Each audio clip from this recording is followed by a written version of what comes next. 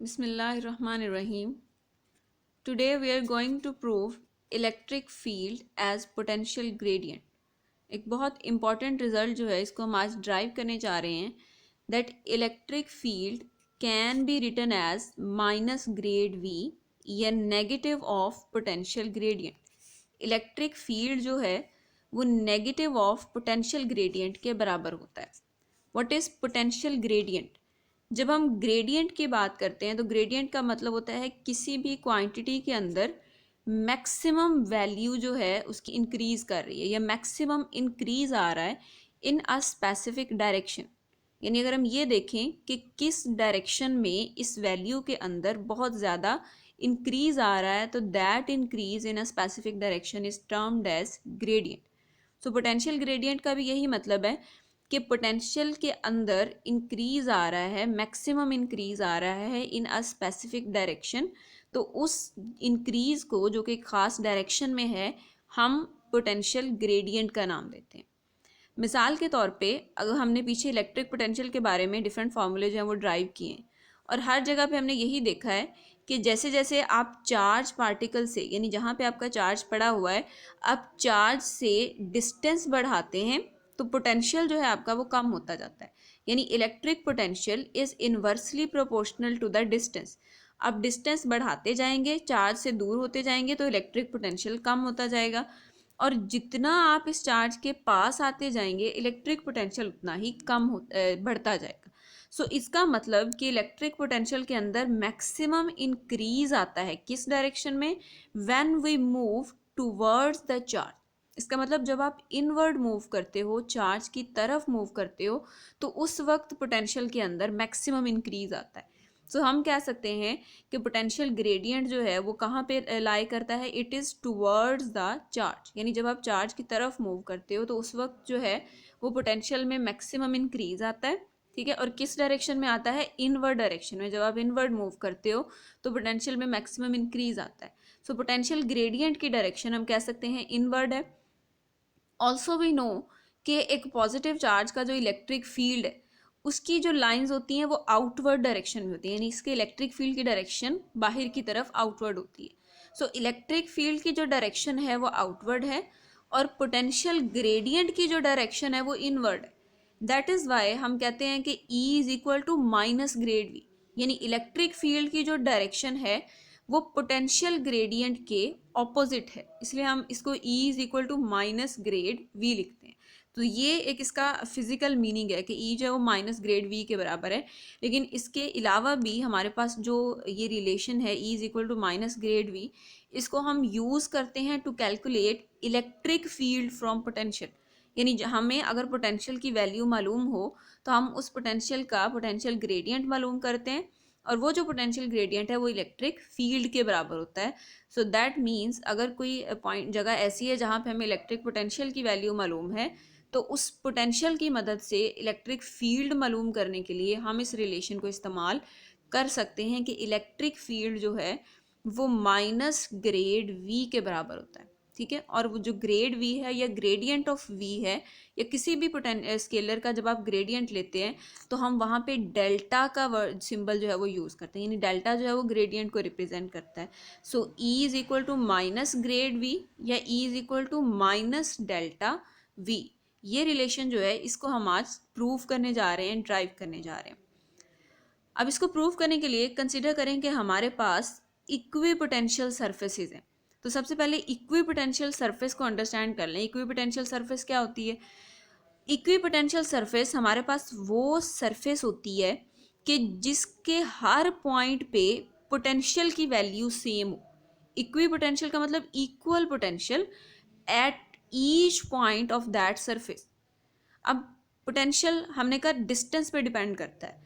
तो अगर हम इस चार्ज के गिर्द एक सर्कल कंसीडर करें, ये सर्कल या ये वाला सर्कल कंसीडर करें, तो आप देखें कि इस सर्कल छोटे छोटे पॉइंट्स से मिलकर बना हुआ. अब इन सारे पॉइंट्स का इस चार्ज से जो डिस्टेंस है वो सेम है जो कि इस सर्कल के रेडियस के बराबर. यानी बिल्कुल सेंटर में जो है वो चार्ज पड़ा हुआ है और ये जो बाउंड्री है ये हमने एक सरफेस कंसीडर की हुई है. अब यहाँ से सेंटर तक का फासला लें, यहाँ से सेंटर तक का फासला लें, यहाँ से लें, यहाँ से लें, यानी किसी भी एज से आप सेंटर तक का फासला लें तो वो फासला सेम आएगा कि वो सर्कल के रेडियस के बराबर है। इसका मतलब इस सर्कल के जितने भी पॉइंट्स हैं वो सारे के सारे इस चार्ज से एक जैसे फासले पर हैं, और जब सबका चार्ज से फासला एक जैसा है तो इसका मतलब हर पॉइंट का पोटेंशियल भी एक जैसा होगा, क्योंकि इलेक्ट्रिक पोटेंशियल सिर्फ और सिर्फ डिस्टेंस पे डिपेंड करता है। तो जब डिस्टेंस सेम है तो इसका मतलब इस सरफेस पे पाए जाने वाले सब पॉइंट्स का, चाहे यहाँ पे कोई पॉइंट पड़ा है, यहाँ पे पड़ा है, यहाँ पे पड़ा है, यहाँ पे पड़ा है, कहीं पे भी कोई ऑब्जेक्ट पड़ा हो इस सरफेस के ऊपर, उसका पोटेंशियल एक जैसा होगा। ठीक है। मिसाल के तौर पर अगर आप एक बैलून लेते हैं तो बैलून के सेंटर में आपने कोई चार्ज रखा हुआ है, तो उस बैलून की सारी आउटर सरफेस के ऊपर एक जैसा जो चार्ज है वो डिस्ट्रीब्यूटेड होगा, यानी हर पॉइंट पे उस बैलून के पोटेंशियल की वैल्यू सेम होगी। सो ये जो सर्कल है यहाँ पे, इसको हम इक्वी पोटेंशियल सरफेस कहते हैं। और इसी तरह की बहुत सारी सरफेसेस हम ड्रॉ कर सकते हैं। ठीक है, हमने ये अंदर ये सर्कल ड्रॉ किया, ये भी एक इक्वी पोटेंशियल सरफेस है क्योंकि इसके हर पॉइंट पे भी पोटेंशियल सेम होगा। ये भी एक इक्वी पोटेंशियल सरफेस है। ठीक है, लेकिन एक सरफेस पे जो पोटेंशियल है उसकी वैल्यू दूसरी सरफेस पे जो पोटेंशियल है उस वैल्यू से डिफर करेगी। यानी ऐसा नहीं है कि सब जगह पे एक जैसा ही पोटेंशियल होगा, सिर्फ इस सर्कल के सारे पॉइंट्स का पोटेंशियल एक जैसा होगा, लेकिन वो पोटेंशियल इस आउटर सर्कल के पोटेंशियल से वेरी करेगा। ठीक है, क्योंकि ये जो बाहर वाला सर्कल है ये चार्ज से और ज़्यादा फासले पर चला गया, तो सबसे ज़्यादा पोटेंशियल इस सरफेस पे होगा, उससे कम पोटेंशियल इस सरफेस पे होगा, उससे भी कम पोटेंशियल इस सरफेस पे होगा। लेकिन एक सरफेस के सब पॉइंट्स पे पोटेंशियल एक जैसा होगा। दैट इज़ वाई हम इनको इक्वी पोटेंशियल सरफेसेस का नाम देते हैं। Consider a cross section of a family of equipotential surfaces which differ in potential by amount delta V। अब ये हमने complete surface equipotential surface draw की है, इसका एक क्रॉस सेक्शन यानी एक छोटा सा हिस्सा जो है वो हम आगे कंसीडर करने जा रहे हैं। यानी पूरे पूरे सर्कल हमने नहीं लिए, बल्कि उस सर्कल का, उन सारे सर्कल्स का एक छोटा सा पोर्शन हमने कंसीडर कर लिया। तो लेट्स से कि ये आपके पास 4 से 5 सर्कल्स हैं। ठीक है, तो इनका ये पोर्शन हमने कंसीडर कर लिया, एक क्रॉस सेक्शन है। अब इस क्रॉस सेक्शन पे हमने क्या किया है, एक पॉइंट लिया है यहाँ पे P, और इस पॉइंट पे हमने चार्ज रख दिया है +Q0। ठीक है, अब किसी भी चार्ज के इलेक्ट्रिक फील्ड के अंदर, ठीक है, लेट्स से यहाँ पे अगर पॉजिटिव चार्ज पड़ा हुआ है तो उसका ये इलेक्ट्रिक फील्ड है। ठीक है, यानी उसके इलेक्ट्रिक फील्ड के अंदर हमने इस चार्ज को रख दिया।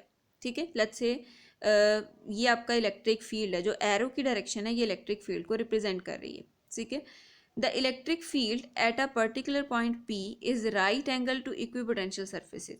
अब जो इलेक्ट्रिक फील्ड होता है वो इक्विपोटेंशियल सरफेसेस के परपेंडिकुलर होता है। ये जो एरोज हैं ये इलेक्ट्रिक फील्ड की डायरेक्शन को रिप्रेजेंट कर रहे हैं, और हम देख सकते हैं कि ये सारे सर्कल्स को 90 के एंगल पे कट कर रहे हैं। तो इसका मतलब इलेक्ट्रिक फील्ड और इक्विपोटेंशियल सरफेस के दरमियान जो एंगल बनता है दैट इज 90 डिग्री और राइट एंगल। सो ये इलेक्ट्रिक फील्ड है। ये उस किसी भी एक सर्कल के ऊपर हमने एक पॉइंट कंसीडर किया है, यहाँ पे हमने चार्ज +Q0 रखा है। इस पोटेंशियल, इस इक्विपोटेंशियल सरफेस का पोटेंशियल हमने एज्यूम किया है कि ये V है, और इसका पोटेंशियल इसके मुकाबले में थोड़ा सा ज़्यादा है, V + dV, और इस सरफेस का पोटेंशियल इसके मुकाबले में कम है, यानी V - dV। इसका मतलब जैसे जैसे आप इस तरफ को जा रहे हो इलेक्ट्रिक पोटेंशियल कम होता जा रहा है, और जैसे जैसे आप इस तरफ को जा रहे हो यानी राइट साइड को जा रहे हो इलेक्ट्रिक पोटेंशियल बढ़ता जा रहा है। अब यहाँ पे जो चार्ज +Q0 हमने प्लेस किया हुआ है ये उस चार्ज के, पॉजिटिव चार्ज के इलेक्ट्रिक फील्ड में पड़ा हुआ है। अब इलेक्ट्रिक फील्ड क्या होता है, हम कहते हैं कि हर चार्ज के गिर्द एक स्पेसिफिक एरिया है जिसमें ये दूसरे चार्जेस के ऊपर इलेक्ट्रिक फोर्स लगा सकता है। यानी अगर वो दूसरा चार्ज पॉजिटिव हो, ठीक है, तो ये पॉजिटिव चार्ज उसको रिपेल करेगा, और अगर यहाँ पे रखा जाने वाला चार्ज नेगेटिव हो तो जिस चार्ज का ये फील्ड है वो उस चार्ज को अपनी तरफ अट्रैक्ट करेगा। इसका मतलब जब भी हम यहाँ पे एक टेस्ट चार्ज रखेंगे पॉजिटिव या नेगेटिव, उसके ऊपर एक इलेक्ट्रिक फोर्स लगेगी। वो इलेक्ट्रिक फोर्स अट्रैक्शन की भी हो सकती है, वो इलेक्ट्रिक फोर्स रिपल्शन की भी हो सकती है, और उस इलेक्ट्रिक फोर्स की जो मैग्नीट्यूड है वो Q0E के बराबर है। यानी हम उसको कैलकुलेट कहाँ से करते हैं, Q0E से हम उसको फाइंड आउट कर सकते हैं। अब इस पॉजिटिव चार्ज के ऊपर +Q0 जो कि हमने पॉइंट P पे रखा हुआ है, इसके ऊपर जब एक फोर्स लग रही है तो लाजमी तौर पे उस फोर्स की वजह से ये एक सर्टेन डिस्प्लेसमेंट कवर करेगा, यानी फोर्स लगेगी तो ये मूव करेगा। तो जब ये फोर्स की वजह से मूव करेगा तो हम कहेंगे कि यहाँ पे वर्क हुआ है। अब उस वर्क को हम किस तरह से कैलकुलेट कर सकते हैं? वर्क बेसिकली हम इस फार्मूले से भी, पोटेंशियल के फार्मूले से भी कैलकुलेट कर सकते हैं। हमें पता है कि जो पोटेंशियल है वो वर्क पर यूनिट चार्ज के बराबर होता है, या W/Q के बराबर होता है। तो यहाँ से अगर आप वर्क कैलकुलेट करना चाहें तो जो Q है इसको हम मल्टीप्लाई करवा देंगे दूसरी तरफ ले जाके, सो W जो है वो QV के बराबर होगा, ठीक है। और हमारे केस में चूंकि हमने चार्ज को Q0 कहा है, तो ये यहाँ पे जो वर्क है DW is equal to -Q0 dV, यानी यही फार्मूला WQV के बराबर है, लेकिन Q को हमने Q0 लिख दिया। अब यहाँ पे जो नेगेटिव साइन है, नेगेटिव साइन क्या रिप्रेजेंट कर रहा है कि हम जो है उसको फील्ड के अगेंस्ट मूव करवा रहे हैं, ठीक है। यानी आपका जो इलेक्ट्रिक फील्ड है वो उसको रिपेल कर रहा है, यानी अपने से दूर धकेल रहा है, लेकिन हम उसको उस चार्ज के करीब लेकर जा रहे हैं, ठीक है। यानी जो फील्ड है यहाँ पे इलेक्ट्रिक, वो इस चार्ज को अपने से अवे मूव करवाने की कोशिश करेगा, लेकिन हम क्या कर रहे हैं, हम इसको उस चार्ज की तरफ मूव करवा रहे हैं, क्योंकि वो पॉजिटिव चार्ज है और टेस्ट चार्ज भी पॉजिटिव है, तो वो पॉजिटिव इसको रिपेल करेगा, लेकिन हम इसको उस चार्ज की तरफ लेकर जा रहे हैं, उसकी तरफ मूव करवा रहे हैं, यानी V+dV का मतलब इंक्रीजिंग पोटेंशियल। तो पोटेंशियल कब इंक्रीज करता है? जब हम चार्ज की तरफ मूव करते हैं। तो हमने V+dV की तरफ मूव करवाया है, इसका मतलब हम उसको चार्ज के करीब लेके जा रहे हैं, जबकि वो जो चार्ज है आपका वो पॉजिटिव है, ये भी पॉजिटिव, वो इसको रिपेल कर रहा है, ठीक है। सो इस ऑपोजिट डायरेक्शन की वजह से यहाँ पे हम नेगेटिव साइन लगाते हैं। So DW is equal to -Q0 dV, इसे हम इक्वेशन नंबर 1 कह देते हैं। Also we can calculate the work by the basic formula, हम जो बेसिक फार्मूला वर्क का इस्तेमाल करते हैं डिस्टेंस के टर्म में, यानी वर्क जो है वो F.D के बराबर है, ठीक है। ये फोर्स को डिस्प्लेसमेंट से जब आप मल्टीप्लाई करते हैं तो आपके पास वर्क आता है, तो इस फार्मूले से भी हम वर्क कैलकुलेट कर सकते हैं, यानी वर्क जो है वो F.ds के भी बराबर होगा, और ds वो डिस्टेंस है जो हमने उस चार्ज को मूव करवाया। ऑल्सो हमने ये स्पेसिफाई किया है कि यहाँ पे जो फोर्स है वो इलेक्ट्रिक फोर्स है, और इलेक्ट्रिक फोर्स Q0E के बराबर होती है, तो फोर्स की जगह हम Q0E लिख देंगे। So DW will be equal to Q0E.ds। अब जो डॉट प्रोडक्ट है इसको हम एक्सपेंड कर सकते हैं by using cause of theta, यानी जब आप दो चीज़ों का डॉट प्रोडक्ट एक्सपेंड करते हो तो वो दोनों की magnitude into cause of theta के बराबर आता है। सो Q0E.ds को जब आप एक्सपैंड करेंगे तो इसकी मैग्नीट्यूड आएगी Q0E.ds into cos of theta. So एक हमारे पास ये फार्मूला है वर्क का, और एक हमारे पास ये फार्मूला है वर्क का, जिसको हमने पोटेंशियल वाले फार्मूले से ड्राइव किया। ये भी वर्क है, वो भी वर्क है, सो हम इन दोनों इक्वेशंस को कंपेयर कर सकते हैं। सो कंपेयरिंग इक्वेशन 1 एंड 2, दोनों को कंपेयर करेंगे तो हमारे पास दोनों वैल्यूज़ बराबर आ जाएंगी, यानी Q0E.d cos theta is equal to -Q0 dV। अब यहाँ पे Q0 को Q0 से कैंसिल आउट कर देंगे, E cos थीटा किसके बराबर हो जाएगा? -dV यहाँ पे, और ये जो ds इस साइड पे था इसको हमने इधर लाके डिवाइड कर दिया, so E cos theta is equal to -dV/ds। अब हमने कहा था कि जब हम ग्रेडियंट की बात करेंगे तो ग्रेडियंट का मतलब होगा कि मैक्सिमम इंक्रीज। अब यहाँ पे जो D/ds है, यानी डेरिवेटिव है किसी भी चीज़ का, ये जो डेरिवेटिव होता है ये चेंज को रिप्रेजेंट करता है। अब वो चेंज इंक्रीज भी हो सकता है, वो चेंज डिक्रीज भी हो सकता है। तो हम चूंकि इंक्रीज की बात कर रहे हैं तो इसका मतलब यहाँ पे dV/ds का मतलब होगा पोटेंशियल के अंदर इंक्रीज, और हमने जब ग्रेडियंट की डेफिनेशन पढ़ी तो हमने कहा मैक्सिमम इंक्रीज। तो इसका मतलब हम दोनों साइडों से मैक्सिमम वैल्यू लेंगे तब हमारे पास ये ग्रेडियंट के बराबर आएगा। सो लेफ्ट साइड पे भी हमने मैक्सिमम वैल्यू लिख ली, राइट साइड पे भी हमने मैक्सिमम वैल्यू लिख ली। अब cos थीटा की जो मैक्सिमम वैल्यू होती है वो 1 के बराबर होती है। हमें पता है कि cos थीटा और sin थीटा की जो रेंज है वो -1 से लेकर 1 तक है, यानी इनकी जो वैल्यूज़ हैं वो -1 से 0 से 1 तक जा सकती हैं। 1 से बड़ी वैल्यू कभी भी cos थीटा की नहीं आती है। सो मैक्सिमम की बात जब हम करेंगे तो इसका मतलब मैक्सिमम वैल्यू 1 है, और 1 यहाँ पे हम cos थीटा की जगह पुट करेंगे, वो e से मल्टीप्लाई होगा तो यहाँ पे e बच जाएगा। So e is equal to -dV/ds max, ठीक है। अब जो dV/ds मैक्स है, यानी पोटेंशियल में जो चेंज आ रहा है, ये इंक्रीज आ रहा है, मैक्सिमम इंक्रीज इन पोटेंशियल, इसको हमने ग्रेडियंट का नाम दिया था। तो इसका मतलब d V by D S max जो है ये बेसिकली ग्रेड वी के बराबर है, यानी पोटेंशियल ग्रेडियंट हम इसको कहते हैं। ठीक है, पोटेंशियल ग्रेडियंट क्या है?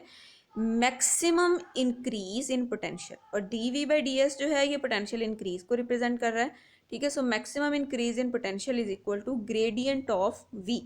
सो यहाँ पे D V by D S max की जगह हम ग्रेड वी लिखेंगे, that means potential gradient. So E will become E is equal to minus grade V. Also अगर हम इसको ग्रेड को रिप्रेजेंट करते हैं डेल्टा से, तो वेक्टर फॉर्म में हम लिख सकते हैं ई वेक्टर यानी electric field vector is equal to minus grad की जगह हमने डेल्टा लिख दिया। ये मैं आपको ऑलरेडी बता चुकी हूँ कि ग्रेडियंट फाइंड करने के लिए हम डेल्टा इस्तेमाल करते हैं, यानी डेल्टा ऑपरेटर जो है ये ग्रेडियंट को रिप्रेजेंट करता है। So E is equal to minus delta V, ये हमारे पास वो रिजल्ट है जिसको हम ड्राइव करना चाह रहे थे कि electric field is equal to negative of potential gradient. ठीक है, इसका मतलब है कि पोटेंशियल ग्रेडियंट का, यानी जिस डायरेक्शन में पोटेंशियल ग्रेडियंट यानी पोटेंशियल बढ़ रहा होगा उस डायरेक्शन में आपका जो इलेक्ट्रिक फील्ड है वो उसके अगेंस्ट जाएगा, यानी उसकी डायरेक्शन उसके ऑपोजिट होगी। अब यहाँ पे हमने वेक्टर टर्म में लिखा ना, तो वेक्टर्स के साथ नेगेटिव साइन का मतलब होता है दोनों की डायरेक्शन ऑपोजिट। और ये मैं स्टार्ट में बता चुकी हूँ कि पोटेंशियल बढ़ता है जब आप इनवर्ड मूव करते हो, यानी चार्ज की तरफ, और इलेक्ट्रिक फील्ड की डायरेक्शन जो है वो आउटवर्ड होती है, इसलिए हम कहते हैं कि इलेक्ट्रिक फील्ड पोटेंशियल ग्रेडियंट के ऑपोजिट डायरेक्शन में। अब इसी रिजल्ट को अगर आप कंपोनेंट फॉर्म में लिखना चाहो, क्योंकि हमें पता है कि कार्टेशियन कोऑर्डिनेट सिस्टम के अंदर हमारे पास हर वेक्टर क्वांटिटी जो है उसको हम 3 कंपोनेंट्स में रिप्रेजेंट कर सकते हैं, that are x y and z component. तो ये हमारे पास मेन रिजल्ट है। कंपोनेंट फॉर्म में लिखना चाहो तब भी हम लिख सकते हैं। सो ई के अगर हम कंपोनेंट लिखेंगे E X I hat plus E Y J hat plus E Z K hat. इसी तरह जो डेल्टा है, डेल्टा किसके बराबर होता है? ये पार्शियल डेरिवेटिव्स का सम होता है। Partial over partial X I hat plus partial over partial Y J hat plus partial over partial Z K hat, यानी तीनों डायरेक्शंस में जो पार्शियल डेरिवेटिव्स हैं उनका सम डेल्टा के बराबर होता है। ये डेल्टा ऑपरेटर की वैल्यू हमने यहाँ पे लगा दी, और साथ में v स्केलर क्वांटिटी है, पोटेंशियल एक स्केलर क्वांटिटी है, सो पोटेंशियल यहाँ पे ऐसे ही आ जाएगा।